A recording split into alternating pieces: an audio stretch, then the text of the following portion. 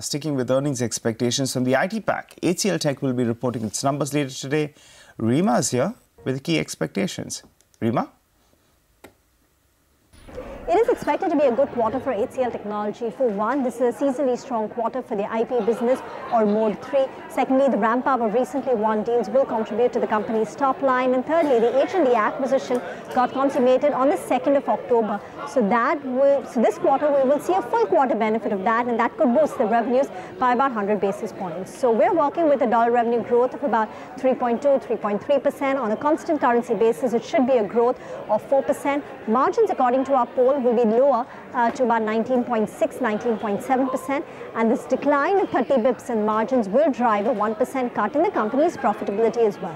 The expectation is the company will hold on to its FY19 guidance, so constant currency revenue growth 9.5 to 11.5%, margins will be at 19.5 to 20.5%. The key to track whether there is some improvement in the organic growth guidance, because the company has won some big deals like Nokia, Barclays, etc. And the sense is that there is some improvement in the organic growth momentum.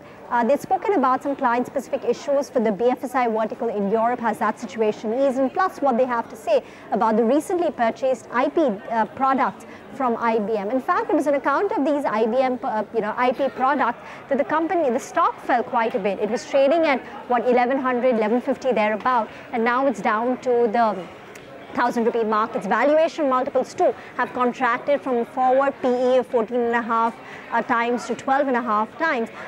So anything that the management has to say on that will be tracked closely. But net-net, it's expected to be a good quarter for HCL Technology, with the company holding on to its guidance. Okay, thank you, Rima. So that was about HCL Tech. But what are the expectations from Bank of Baroda? Abhishek Kothari will tell us more. Abhishek, over to you. Well, Anisha, analysts on street are working with a slippage decline sequentially. So slippage in the previous quarter was at 3,751 crore. This time, the analyst community is working with a slippage between 3,200 to 3,500 crore.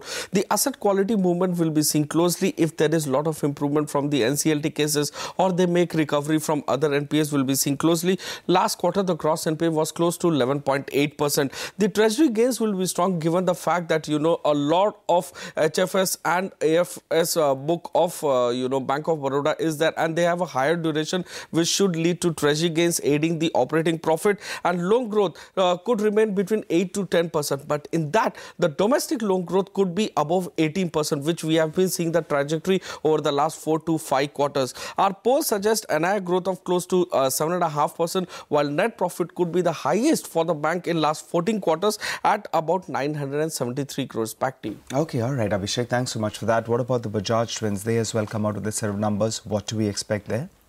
Nigel, analysts on street are working with a blockbuster quarter for Bajaj Finance. So the key thing to watch will be sustaining the gross NPA level, which was at 1.49% in the previous quarter. Anything below 1.5% will be positive. Now, the AUM growth or the loan growth is expected to remain between 35 to 40%. Last quarter, it was at 38%. Remember, in this quarter, Bajaj Finance will benefit from the fact that the whole festive season actually fell into Q3 FY19, unlike Q3 FY18, where half of the festive season came into the quarter. So net interest margin movement will be seen very closely given the fact that, liquidity crisis has led to a rise in the cost of funds. So sustaining the net interest margin at higher level or even in the previous quarter level will be very positive. Our polls suggest NII growth of close to 30%, while net profit can grow at 29%. Back to you. Okay, Abhishek, thank you so much for that. Looks like it's going to be a busy day for you. But with the vote on account only days away from being announced, our team of reporters is getting a check on what each sector is expecting from the interim finance minister, Piyush Goyal. Kevin Lee spoke to the metal sector and has their wish list for this year's budget. Kevin, over to you. Well, a two-pronged wish list from the steel and metal sector for the interim budget. Firstly, the industry wants either a reduction or a removal of custom duties on key raw materials needed to produce steel and other metals like pet coke, anthracite coal, coking coal, graphite electrodes.